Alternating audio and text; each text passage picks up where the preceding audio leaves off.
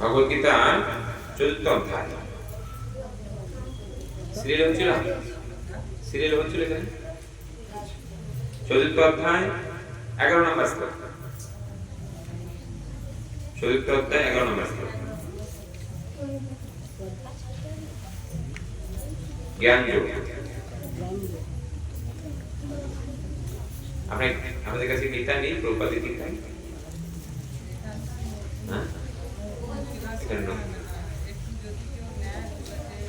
ভগবদ্গীতা সবার কাছে রাখা উচিত। ভগবদ্গীতা হচ্ছে আমাদের জীবনের গাইড বুক। গীতার মধ্যে ভগবান আমাদের এই মানব জীবনকে আমরা কিভাবে সফল করব সমস্ত উপদেশ, সমস্ত শিক্ষা প্রদান করেছে। আর গীতার শিক্ষা অনুসারে যদি আমরা জীবন যাপন করি, তাহলে আমাদের জীবনের লক্ষ্যে আমরা পৌঁছাতে। দেখুন, আমাদের শরীর থেকে কথা বলবেন না মন দিয়ে শুনুন। আমাদের শরীরটা হচ্ছে একটা রথ। আমাদের শরীরটা কি রথ। আর রথে কি আছে? ঘোড়া থাকে না রথে? আমাদের শরীরে যে ইন্দ্র আছে, 5টা ইন্দ্র হচ্ছে 5টা ঘোড়া। সেই রথের ঘোড়া ইন্দ্রগুলি। আর সেই ঘোড়ার বলগা জানেন তো? বলগা জানেন? বলগা মানে কি? ঘোড়ার নাকে লাগিয়ে যে ঘোড়াকে টানা হয়, সেই বলগা হচ্ছে মন। আর সেই রথের সারথি হচ্ছে বুদ্ধি। আর সেই রথের আরোহী হচ্ছে কে? আত্মা, অর্থাৎ আমি। এই যে বিষয়গুলো ভগবদ্গীতায় আমরা শিক্ষা লাভ করতে পারি, কিভাবে আমাদের ইন্দ্রিয়গুলোকে আমরা দমন করব। এখন আপনি একটা রথে উঠলেন, ঘোড়াও কি চলছে, এখন প্যাসেঞ্জার এই ড্রাইভার সে হচ্ছে মাতা, আর ঘোড়াগুলো হচ্ছে পাগল। তাহলে কোথায় যাবে? যে রথে উঠেছেন তার সারথি হচ্ছে মাতাল, আর ঘোড়াগুলো ইন্দ্রগুলো হচ্ছে কি পাগল। তাহলে আমরা গন্তব্যস্থানে পৌঁছতে পারবো? পৌঁছতে পারবো না। সেজন্য আমাদের ইন্দ্রগুলোকে আমরা কিভাবে নিয়ন্ত্রণ করবো, মনকে আমরা কিভাবে নিয়ন্ত্রণ করবো, বুদ্ধিকে কিভাবে আমরা ভগবানের সাথে যুক্ত করবো, এইসব শিক্ষাগুলো ভগবদ্গীতায় ভগবান দান করেছে। অতএব আমাদের লক্ষ্যে পৌঁছানোর জন্য, আমাদের জীবনের যে লক্ষ্য ভগবানের কাছে ফিরে যাওয়া, সেটা পৌঁছানোর রাস্তা দেখাবে আমাদেরকে ভগবদ গীতা। ভগবদ্গীতা আমাদেরকে সেই রাস্তা দেখাবে। অতএব আমাদের সকলকে ভগবদ্গীতা কি প্রতিদিন পড়া উচিত।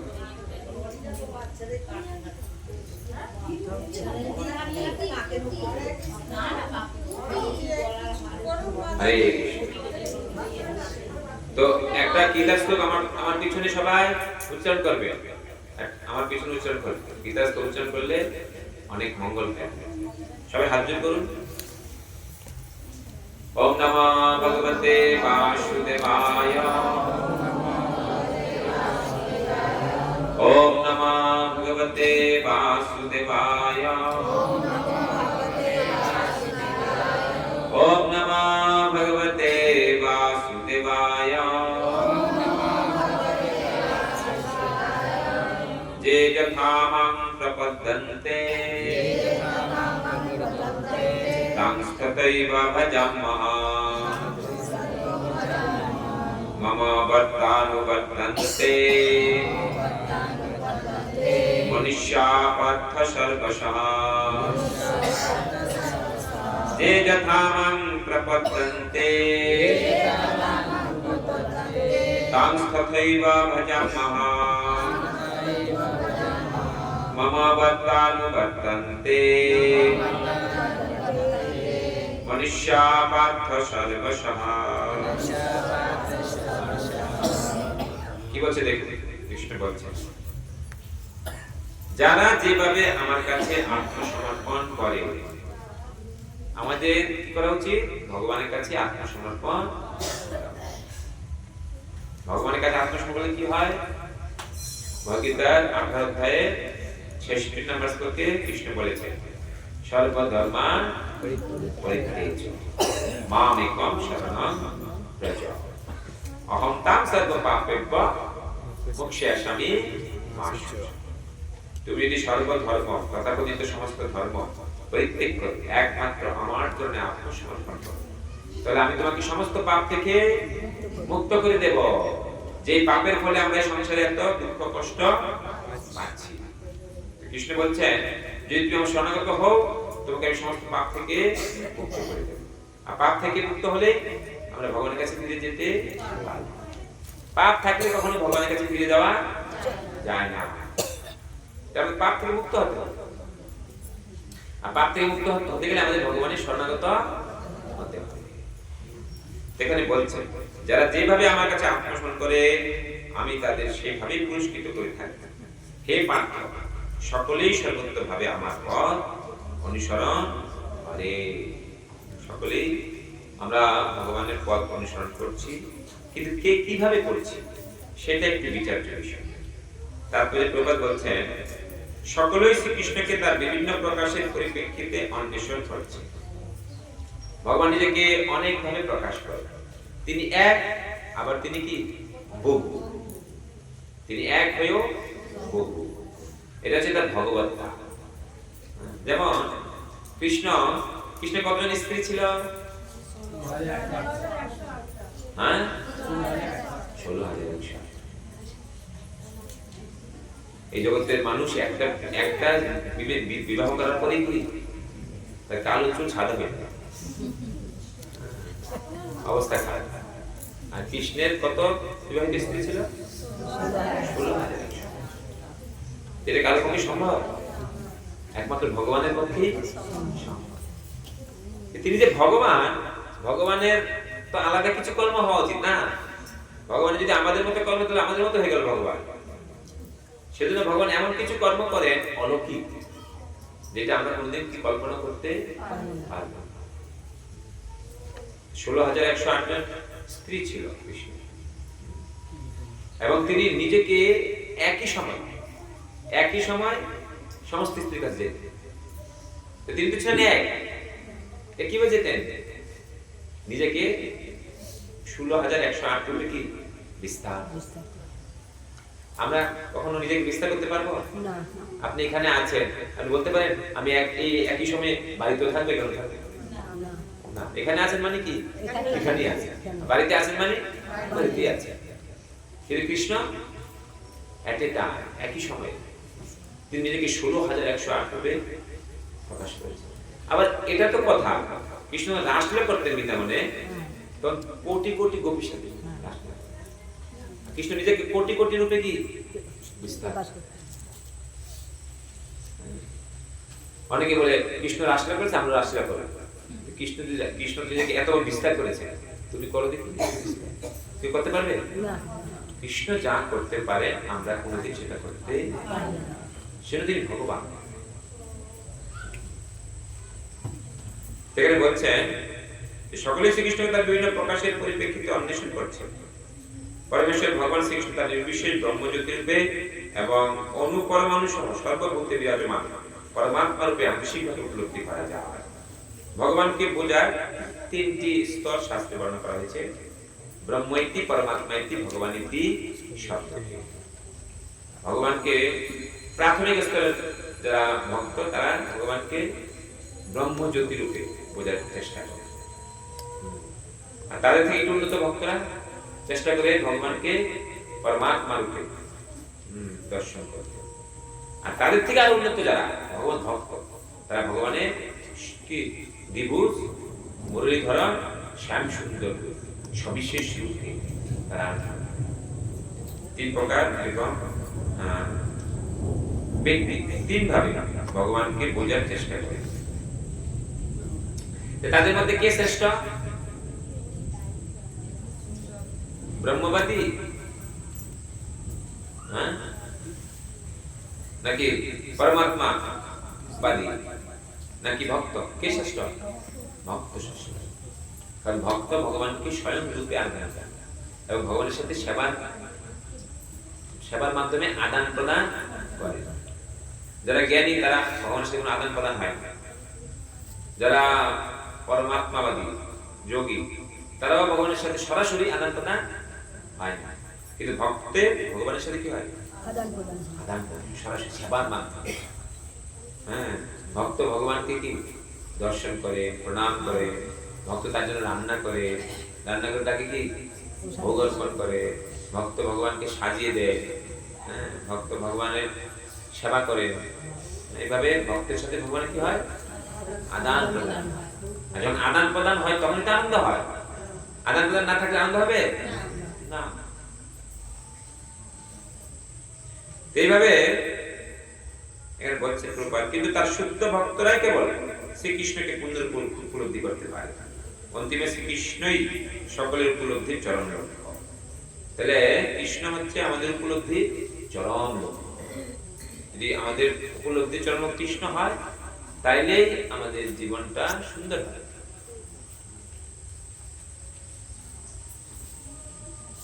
তাই যেভাবে ভগবানকে পেতে চায় তার সিদ্ধ হয় সেইভাবে। তাহলে ভগবানকে অনেক ভাবে পাওয়ার রাস্তা আছে। যেভাবে পেতে চায় ভগবান তাকে সেইভাবে কি দর্শন। যেমন আপনি একটা দোকানে গেলেন, একটা মুদিমালের দোকানে গেলেন, 500 টাকা নিয়ে তাকে দিলেন, আমাকে কি 500 টাকার মুদিমাল দাও, তাহলে 500 টাকা দেবে। আবার কেউ 50 টাকা নিয়ে গেল, তাকে কি 50 টাকা দেবে নাকি 500 টাকা যা দিয়েছে 50 টাকা তাই দিয়ে দেবে না। তুই 50 টাকা দিয়েছো, তোমাকে 50 টাকা আমি মাল দেব।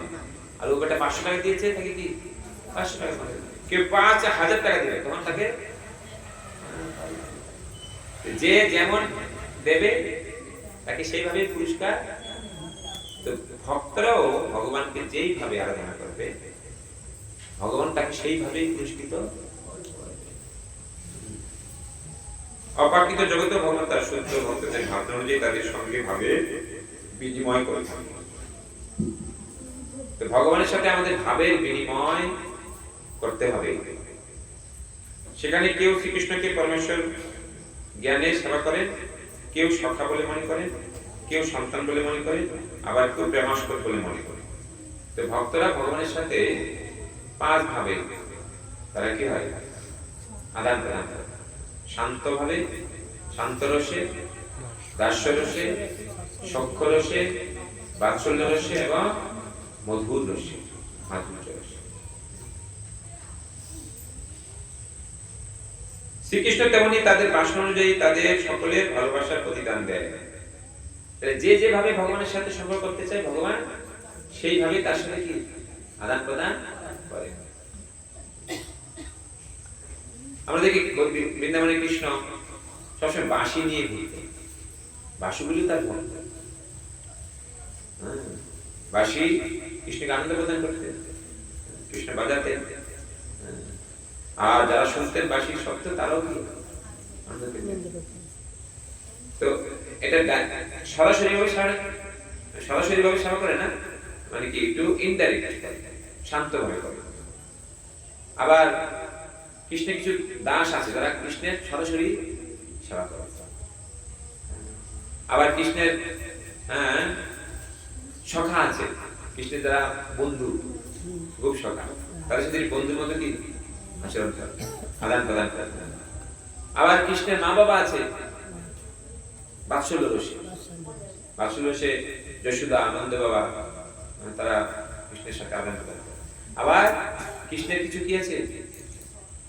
গোপী আছে, তারা কৃষ্ণের সাথে মধুর রসে আদান প্রদান করে। এইভাবে আমরা দেখতে পাই যে ভগবানের ভক্তরা ভগবানের সাথে এই 5 ভাবে আদান প্রদান করে থাকে। জড়জগতে সেরকম বিভিন্ন ধরনের ভাবের বিনিময় রয়েছে এবং ভগবানও বিভিন্ন উপাসকের ভাবনা অনুযায়ী তাদের সঙ্গে একইভাবে ভাবের বিনিময় করেন। ভগবানের শুদ্ধ ভক্তের অপাকৃত জগতে এবং এখানে এই জড়জগতে ব্যক্তিগতভাবে ভগবানের সান্নিধ্য লাভ করে তারা তার সেবা করতে পারে এবং তার প্রেমময় সেবায় নিয়োজিত হয়ে অপাকৃত আনন্দ অনুভব করতে পারে। তা আমরা এই জগতে থেকেও ভগবানের সাথে সেবার মাধ্যমে সম্পর্কিত হতে পারি। ভগবানের সেবা যেখানেই করবে এমন তাকে ভগবত ধামে যেতে হবে। ভগবানের শুদ্ধ ভক্ত ভগবত ধামে যেতে চান না, তিনি যেখানে থাকেন না কেন শুধু ভগবানের সেবা অভিলাষ করে। সেবা অভিলাষ, সেবা অধিকার দিয়ে কর নিজ দাসী। ভক্ত সবসময় ভগবানের সেবা যেখানে থাকে না কেন তিনি সেবানন্দ আস্বাদন করে। আর সেই সেবানন্দ হচ্ছে খুবই একটা আনন্দময় একটা স্তর। আর যারা নির্বিশেষবাদী এবং যারা তাদের আত্মার সত্তাকে বিনাশ করে দিয়ে আধ্যাত্মিক আত্মহত্যা করতে চায়, শ্রীকৃষ্ণ তাদের ব্রহ্মজ্যোতিতে আত্মসাৎ করে।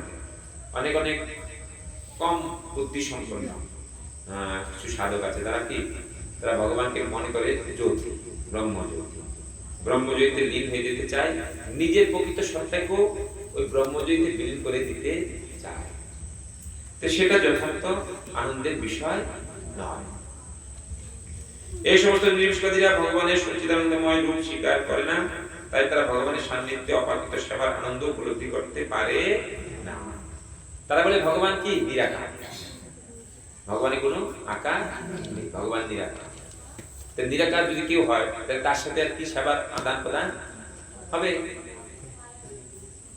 তো সেবার আদান প্রদানের মধ্যে যে আনন্দ, সেই আনন্দ তারা লাভ করতে পারে না নির্বিশেষবাদী যারা ব্রহ্মজ্যোতি আরাধনা করে। এবং পরিণামে তাদের ব্যক্তিগত সত্তা বিলুপ্ত হয়ে যায়। তাদের মধ্যে যারা আবার ব্রহ্মবিলীন হয়ে যেতে পারে না, তারা এই জড়জগতে ফিরে এসে তাদের সুপ্ত বাসনা চরিতার্থ করতে সক্ষম।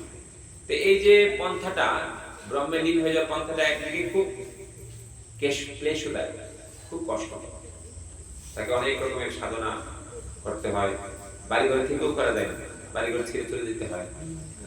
তা আমাদের কিন্তু কেউ বলে বাড়িঘর ছেড়ে গিয়ে তুমি ভগবানের ভজন করতে যেতে পারবো না, খাওয়া দাওয়া বন্ধ করো, ঘুম বন্ধ করো, একটা গুহার ভিতরে কি প্রবেশ করো, পারবো আমরা? আমাদের সেটা সম্ভব নয়। সেই জন্য মহাপ্রভু এমন একটা পন্থা আমাদের জন্য নিয়ে এসছেন, গৃহে থাকো বনে থাকো সদা হরি বলে, তুমি যেখানে থাকো সেখান থেকে আমার ভজন করতে পারো। মুখে হরে কৃষ্ণ কৃষ্ণ কৃষ্ণ হরে হরে রাম এই হরিনাম আমরা যেখানে সেখানে যে কোনো সময় যে কোনো স্থানে পবিত্র অপবিত্র সর্বাবস্থাতেই করতে পারি।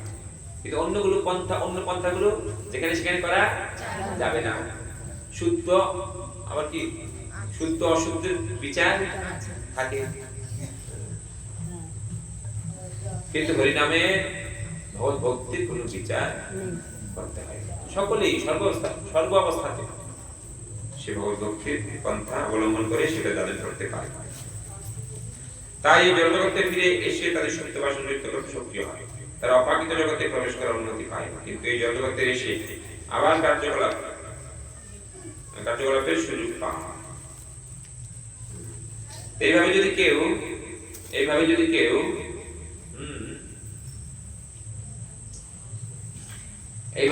কেউ ভগবানকে সম্পূর্ণরূপে বোঝার সুযোগ গ্রহণ না করে মানব জীবনকে, তাহলে সেটা একটা আত্মহত্যার সমান। যারা সকাম কর্মী তাদের যজ্ঞেশ্বর রূপে ভগবান আচার-অনুষ্ঠানের ঈপ্সিত ফল প্রদান করে এবং যে সমস্ত যোগী সিদ্ধি কামনা করে তিনি তাদের সেই ক্ষমতা প্রদান করেন। অর্থাৎ সকলেই সাধনা সিদ্ধি লাভ করার জন্য ভগবানের করুণার উপরেই কেবল নির্ভরশীল এবং পরমার্থ সাধনের বিভিন্ন পন্থাগুলি হচ্ছে সে একই মার্গে সাফল্যের বিভিন্ন স্তর মার্গ। তাই কৃষ্ণ ভাবনাচরণ সিদ্ধির স্তরে অনুষ্ঠিত না হলে সমস্ত প্রচেষ্টাই অসম্পূর্ণ থেকে যায়।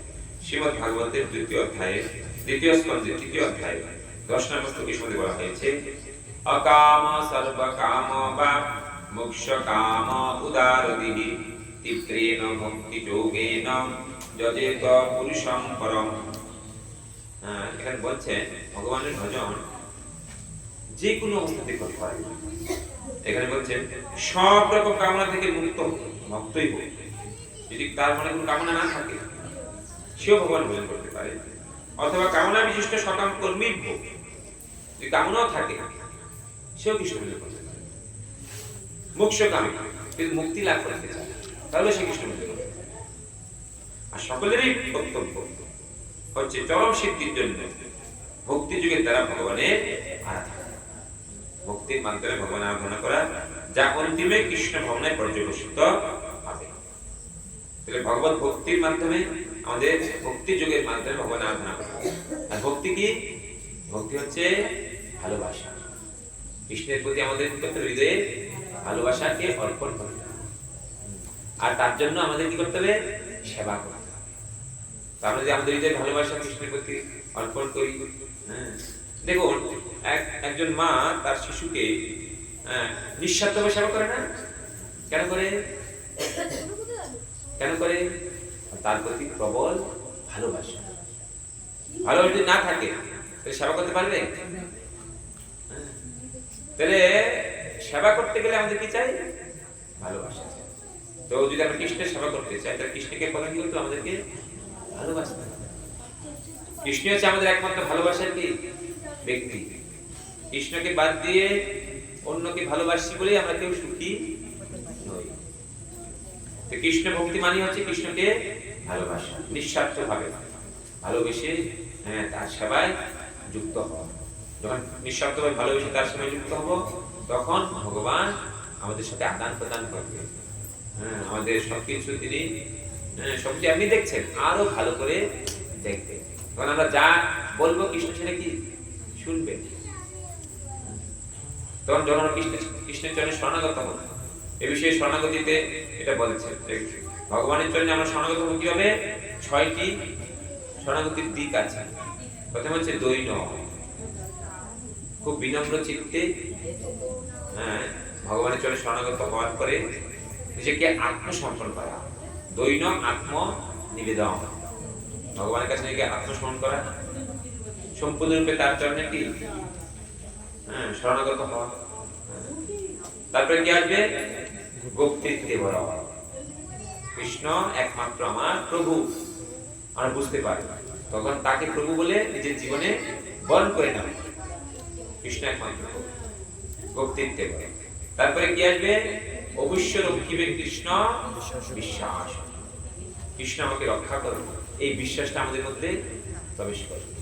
যতক্ষণ পর্যন্ত এই বিশ্বাস প্রবেশ না করবে আমরা কৃষ্ণের প্রকৃত ভক্ত হতে পারি। কৃষ্ণ আমাদেরকে রক্ষা করছে, প্রতি মুহূর্তে রক্ষা করছে। কৃষ্ণ আমাদেরকে বেঁচে থাকার জন্য কি অক্সিজেন দিচ্ছে, বেঁচে থাকার জন্য তিনি আমাদেরকে জল দিচ্ছে, তিনি আমাদেরকে খাদ্য দিচ্ছে, তিনি আমাদের পরিবেশ দিচ্ছে, পরিজন দিচ্ছে, সব কিছু দিচ্ছে। তিনি আমাদেরকে প্রতিপালন করছেন। এইভাবে যে আমরা বিশ্বাস রাখি কৃষ্ণের প্রতি, অবশ্য রক্ষিবে কৃষ্ণ বিশ্বাস, কৃষ্ণ আমাদেরকে সর্বাবস্থায় রক্ষা করছে, রক্ষা করবে। যে বিশ্বাস থাকে ভগবানের শরণাগতির মাত্রা কি বেড়ে যায়। যেমন বিশ্বাস ছিল কার? প্রহ্লাদের। প্রহ্লাদকে তার পিতা এত ভাবে মারার জন্য প্রয়াস করেছে, মারতে পেরেছে না। আর যতবারই মারতে এসছে প্রহ্লাদের কোনো ভয় হয় না। আমাদেরকে যদি কেউ একটা বকা দেয় আমাদের ভয় লেগে যায়। আর যদি তোকে মেরে ফেলবো তাহলে তার কি ঘর থেকে আর কি বের হবে না, ভয় এত কাতর। কিন্তু প্রহ্লাদকে এত কিছু করলো, প্রহ্লাদের কোনো ভয় ছিল। কেন ভয় ছিল না? তার বিশ্বাস ছিল যে আমাকে আমার প্রভু আমাকে রক্ষা করবে। অবশ্য রক্ষিবে কৃষ্ণ বিশ্বাস। আর তখন কি হবে? ভক্তির অনুকূল মাত্র কার্যের শিক্ষা। তখন ভক্তির অনুকূল পন্থা আমরা আমাদের জীবনে গ্রহণ করব। অনুকূল পন্থা কি?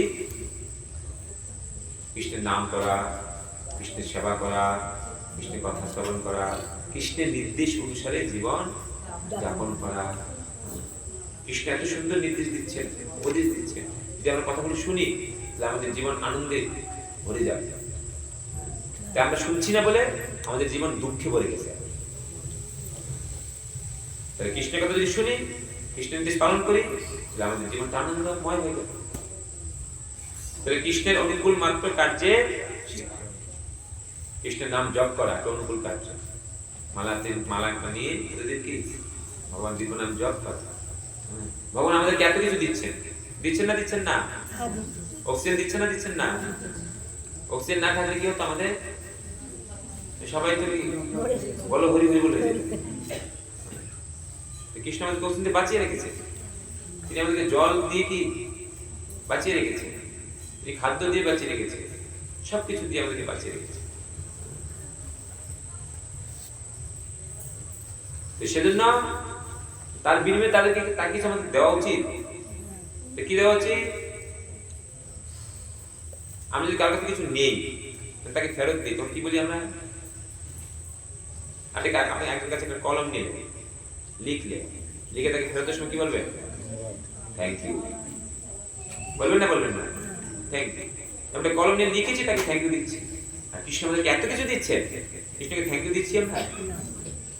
দেখুন আমাদের অবস্থা দেখুন, আমরা কিভাবে থ্যাংক ইউ দেবো কৃষ্ণকে? কৃষ্ণের নাম, হরে কৃষ্ণ কৃষ্ণ কৃষ্ণ হরে হরে, হরে রাম রাম রাম হরে হরে। যেন হরিনাম করবো তখন কৃষ্ণকে কি দেওয়া হচ্ছে? হ্যাঁ কৃষ্ণ ধন্যবাদ, তুমি আমাকে অক্সিজেন দিচ্ছ, আমাকে কি জল দিচ্ছ, আমাকে তুমি খাদ্য দিচ্ছ, আমাকে কত কিছু দিয়েছো, পরিবেশ দিয়েছো, আমাকে পিতা মাতা স্বামী স্ত্রী সন্তান আদি কে দিয়েছে আমাদেরকে? তখন যখন আমরা স্বীকার করবো মন খুশি হয়। ঠিক আছে, আমি তোর কিছু দিয়েছি, কি দেইনি এখনো বলো, আমি তোমাকে কি সব দেব। কি দেইনি এখন বলো, তুমি কি পাওনি এখন? তো যদি আমরা কৃষ্ণের অনুকূলে আমরা ভজন করি, ভক্তি করি, তাহলে আমাদের কোনো কিছুর অভাব। তাহলে ভক্তির অনুকূল মাত্র কার্য স্বীকার। আটা কি করতে হবে? ভক্তির প্রতিকূল যা করলে কৃষ্ণ খুশি হন না, সেগুলো আমাদের কি করতে হবে? ত্যাগ করতে হবে। কৃষ্ণ কি করলে খুশি হন না? পাপ করলে খুশি হন। পাপ করলে খুশি হয়, পাপ করলে খুশি হয় না। তাহলে আমাদের পাপ করা উচিত না উচিত না? জোরে বলুন। তাহলে শাস্ত্রে বলছে 4 প্রকারের পাপ আছে। কয় প্রকারের পাপ? 4 প্রকার। বলবো না? বলবো হ্যাঁ, না বললে আপনি জানতে পারবেন। শাস্ত্রে 4 প্রকারের পাপের কথা বলছে। প্রথম পাপ হচ্ছে কি? জীব হত্যা। প্রথম পাপ কি? জীব হত্যা করা। জীব হত্যা, কোন জীবকে হত্যা করা।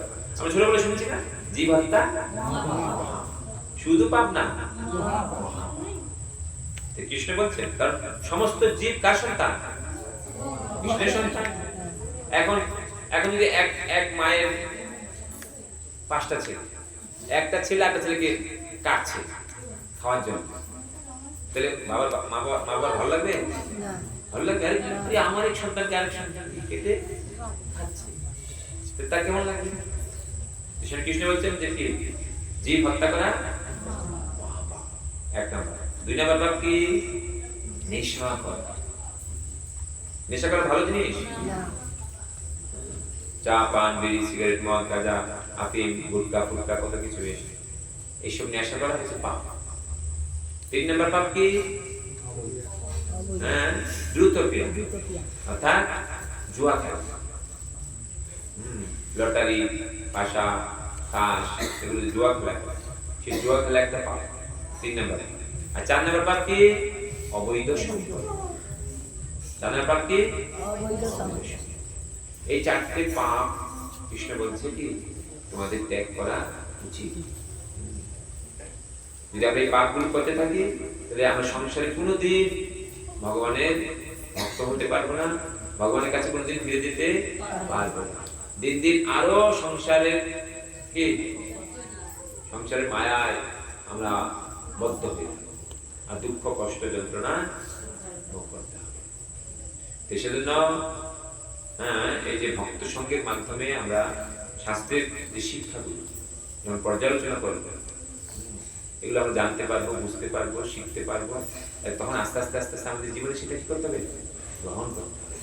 মানব জীবন পেয়ে যদি জীবন শুদ্ধ না, মরার আগে যদি শুদ্ধ না করি, মৃত্যুর আগে যদি আমাদের জীবনটা শুদ্ধ না হয়, তাহলে তো নরকে যেতেই হবে।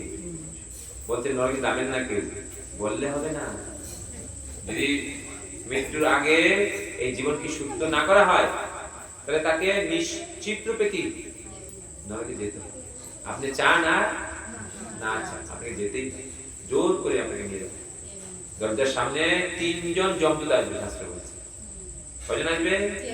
3 জন। ভয়ঙ্কর দূত থাকবে, যমপাশ দড়ি হাতে নিয়ে।